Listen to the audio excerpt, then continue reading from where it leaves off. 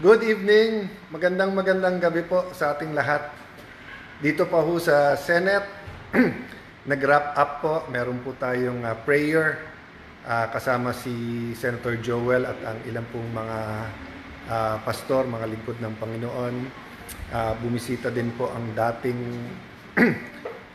secretary ng anti-red tape, si Jeremiah Belica. May pastor din po tayo na galing Davao na nakasama. Hindi ko na babanggitin isa-isa po, no? But I want to say thank you sa ating Panginoon sa new role na binigay niya. But ang prayer pa rin ho talaga, ilagay tayo ng Panginoon saan niya tayo gusto at gawin natin kung anong gusto niyang gawin natin. Because tayo mismo may sariling mga bias, prejudice, sa nating ayaw, sa nating gusto.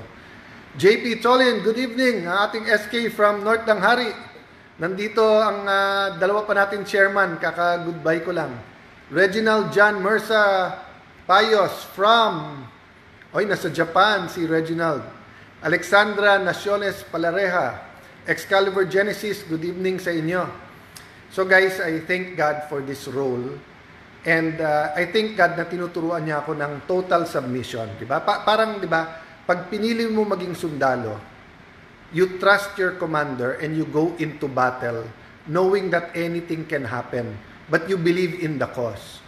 Diba? So ito, we believe in God. We believe na ilalagay niya tayo kung saan tayo dapat. We believe na sagot niya tayo.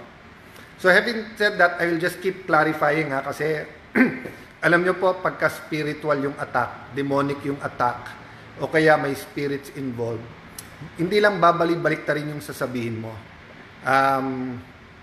Guguluhin niya. So, hindi ba meron po tayong vision na isang Pilipinas na maayos, isang Pilipinas na, kaya ano bang prayer sa Lord's Prayer? Your kingdom come here on earth as it is in heaven. Ibig sabihin, napipicture natin kung ano ang kingdom ng Panginoon sa heaven. Walang may sakit, walang gutom, lahat nirerespeto yung bawat isa. At yun ang gusto nating gawin sa ating bayan. Kaya nga nation building, you're building your nation. Kung titingnan nyo po yung pattern sa Old Testament, parati po yan may repentance na corporate, meaning as a group, as a nation. Hindi pwedeng yung sarili mo lang. Diba? Kaya nga sa church, nagtitipon-tipon tayo, humingi tayo ng patawad as a church. Hindi po ibig sabihin nun na hindi natin nahahabulin ang mga naging corrupt. Hindi po ibig sabihin nun yung ghost projects, paninikel, extortion, hindi natin hahabulin. Di ba? Kasi nga, and then, syempre minsan 1-2 a.m. tayo vlog, so mabilis ako magsalita. So whether mali ang pick up or twist or minsan naman, the way I said it, kasalanan ko. So when I said everyone is guilty, ang ibig ko sabihin po doon, walang inosente. So nung sinabi kong vote buying, sabi ko, nangyayari pa rin sa ating bansa. So whether 10% yan, 30%, 50% ng mga lugar sa Pilipinas ay may vote buying, wala naman pong 100%, di ba? Sabihin mo, kahit maliit yung town, walang 100% doon. So, what I'm saying is that, kung sasabihin ng ibang botante, kayo lang politiko may kasalanan, kung sasabihin ng mga negosyante, kayo lang politiko, meron nagbabribe sa politiko. Maaring negosyante yon. Meron pong nagsasmuggle, meron pong drug lord, meron din po nagbebenta ng kanyang boto. So, ang sinasabi ko po, if we want national renewal, we want revival, gusto natin pagbabago sa ating bansa, may acknowledgement nung bansa. Kaya natawa ko kasi yung isang nag-comment, kapatid ko pa, hindi daw siya agree. Hindi ka agree sa repentance? Repentance is saying, mali pag-iisip ko, balik rin natin. So tingnan nyo po ang kultura, political, economic kultura ng ating bansa. Grabe po, pag mayaman, nakakalusot. Pag mahirap, hindi. Kung mayaman, naghirap, may kakainin pa rin. Mahirap, minsan walang panggamot, walang panghirap. Corruption, everywhere na lang natignan mo. Whether BIR, Customs, Congress, Senate, DPWH, pati pangdadaya sa media, sa ano. So, what I'm saying, we're not pointing fingers in the sense that lahat po tayo kailangan mag-repent. Now, you point fingers of accusation doon sa mga gumawa ng kalokohan in specific instances na gusto mo na siya i-charge, di ba? So, I know most of you understand. But syempre, pag pinick up ng media, lalo pag print, hindi naman na pre-print lahat. That's why nga, itong CIA 365, we don't talk politics. It's biblical principles. Regardless kung ano ang ating religion, we talk about issues that affect our daily lives. And we're talking about self-governance, di ba? So, let me say it in a different way. Kailangan parati may vision, di ba? Kailangan may pupuntahan ka. Hindi ka naman pwedeng sumakay ng jeep, hindi mo alam saan pupunta. Hindi ka pwedeng sumakay ng bus na hindi mo alam saan pupunta. So as a nation, saan tayo gustong pumunta? Anong gusto natin marating? So in terms of health, anong ideal na health system ng Pilipinas? In terms of education, ano ang ideal sa Pilipinas? In terms of jobs, hindi ba lahat tayo naniniwala, dapat hindi ka na kailangan lumabas ng bayan mo, ng province mo, ng isla mo, hindi na dapat lumabas ng Pilipinas para lang maghanap ng trabaho, di ba? But yun nga, people are twisting because nga they want to pin everyone down and yung dapat ipin down, dapat talaga ipin down. Pero nga, yung mga mastermind, ginugulo nila para nga hindi sila mahuli. Ang trabaho natin dito sa Senado, ayusin yung investigasyon at yung mga huling-huli na ay makuha hindi lang ang tamang testimonya, pero malaman anong paraan na matuturo nila yung mga pinaka-guilty. Mali yung sabihin, 1 trillion yung budget eh. So sa lahat ng lugar na meron pong infrastructure, equal ang guilt ng lahat, di ba? So nga, may pinopost nga ng mga ibang gumawa ng project sa amin, tine-trace namin lahat yon. So, halimbawa, nung sinabi nung isa, bakit may ganito? Hindi niya tinignan nung panahon niya, medyo dumami yon. So, kaya nga sabi ko, okay magsabi ng ganon. Pero kanina, paulit-ulit dito sa Senado, bakit hindi 2016 hanggang 2022? Ako, hindi ko angalan yon. Ang sasabihin ko nga, bakit 22 to 2025? Bakit hindi 2016? Bakit hindi 2010? So kung lalahatin, lalahatin. Pero ang nagiging style ngayon nga is ituro yung isa, ikaw ang mali, hindi ako. Ang starting point ko naman iba. Pare-pareho tayong may mali.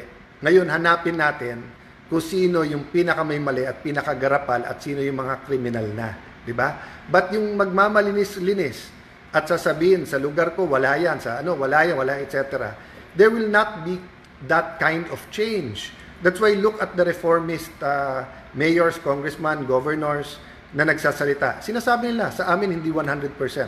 Kanina, minention ko yung kagabi pala si dating Secretary Reyes. Nung tinanong siya sa isang interview, masasabi mo, never ka nagnakaw. Ano sagot niya? Nung umuwi ako minsan at may dala akong paperclip na binili ng gobyerno at ginamit ko sa sarili, hindi ba pagnanakaw yon? Diba? So, hindi niya sinabing nagnakaw siya ng tangke, nagnakaw siya ng 1 milyon, nagnakaw. But ang sinasabi niya, we have to be conscious of our culture, of the political culture, of what's really happening if we want change. Pumunta po kayo sa kahit anong grupo sa US na may anonymous na because of addiction. So whether it's Alcoholics Anonymous, ang unang sasabihin sa iyo, sabihin mo yung pangalan mo. So kung ang pangalan mo ay Peter, hi, I'm Peter. And then sasabihin mo, I'm an alcoholic. Bakit? After you acknowledge na may problema, you can start talking about the solution. So as a people, we have to say, di ba, na may problema ang buong bansa, may problema kami. This in no way, in no way whatsoever, no one can misinterpret it to say that we're normalizing corruption or saying okay ang corruption.